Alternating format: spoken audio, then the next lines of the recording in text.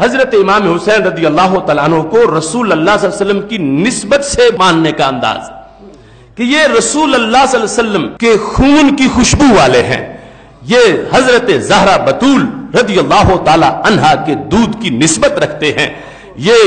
آغوش نبوت میں پلنے والے ہیں، سید عالم نور مجسم شفیع معظم صلی اللہ علیہ وسلم نے ان کی امی جان کو اپنے جگر کا ٹکڑا قرار دیا ہے، ان کو اپنی خوشبو قرار دیا ہے۔ رسول اللہ صلی اللہ علیہ وسلم کی نسبت کی بنیاد پر جس وقت پیار ہوگا تو یہ وہ پیار ہے جس کا شریعت تقاضا کرتی ہے، اور نبی علیہ الصلوۃ والسلام نے فرمایا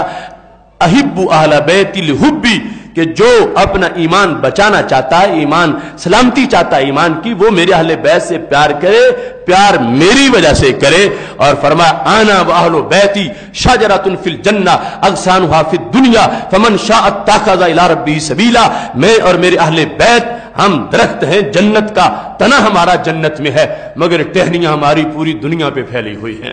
پوری دنیا پہ ہماری ٹہنیاں ہیں۔ فمن شاء اتخذ الی ربہ سبیلا، ٹہنیاں دنیا پہ کیوں پھیلا دی گئی ہیں؟ فرمایا جو رب تک پہنچنا چاہے گا ٹہنی کو پکڑے گا، اللہ کے دربار میں پہنچ جائے گا۔ تیسرے انداز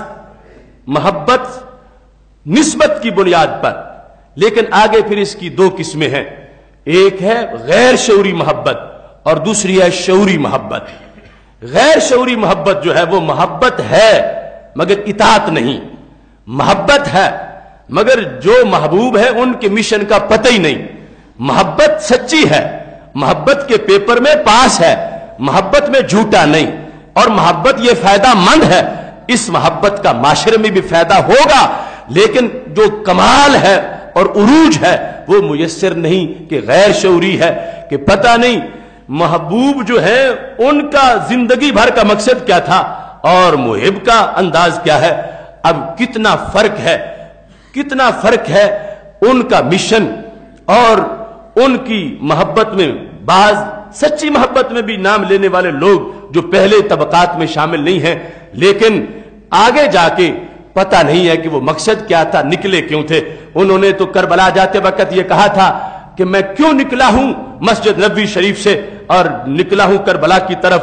صحابہ ہاتھ چوم رہے تھے مسجد نبوی کے ممبر سے، بڑا کون سا ان کے لیے اور اعزاز تھا، سب کچھ تھا، مگر نکلے کیوں؟ فرما ان هؤلاء قد لزموا طاعة الشیطان وتركوا طاعة الرحمن وعطلوا الحدود وازروا الفساد واستأثروا بالفعل۔ فرما یہ جو یزیدی ٹولہ ہے میرا ان سے اختلاف نہ پلاٹ کا ہے، نہ جاگیر کا ہے، نہ مربے کا ہے، نہ کرسی کا ہے، میرا ان کے ساتھ جو اختلاف ہے وہ اس چیز کا ہے کہ یہ رب کی بندگی چھوڑ چکے ہیں اور شیطان کا کہنا مان چکے ہیں، اور میں یہ چاہتا ہوں کہ ان سے ٹکرا کے اللہ کی حدود جو انہوں نے معطل کر رکھی ہے میں ان کو بحال کروں۔ باطل الحدود، ان لوگوں نے حدود کو معطل کیا ہے، ان لوگوں نے زمین میں فساد برپا کیا ہے، ان لوگوں نے بیت المال کو ناجائز استعمال کیا ہے۔ تو یہ تھے بنیادی پوائنٹ جن کو سامنے رکھ کر حضرت امام حسین رضی اللہ تعالیٰ عنہ نے کربلا کا راستہ اختیار کیا تھا۔ تو اب جو حسینی ہوگا اور محبت ان سے شعوری کرنے والا ہوگا،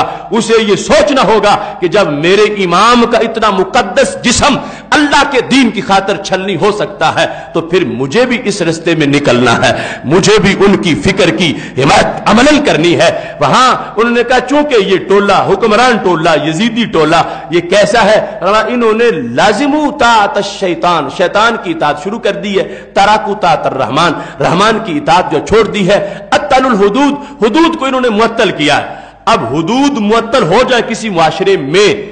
اور جو حسینی ہے موجود ہوں اور وہ کہے کہ ہمارا پھر تعلق ہی کوئی نہیں، معطل ہوتی ہیں تو ہوتی پھرے، کوئی کہہ رہے میرا حجرہ ہے، کوئی کہے ہم ویسے ہی اللہ والے ہیں، کوئی کہے کہ یہ ہم دنیا داری میں ہیں ہمارے لیے وقت نہیں ہے۔ تو امام حسین رضی اللہ تعالی عنہ نے اپنا وقت دے کر، اپنی جان دے کر، اپنا کنبہ قربان کر کے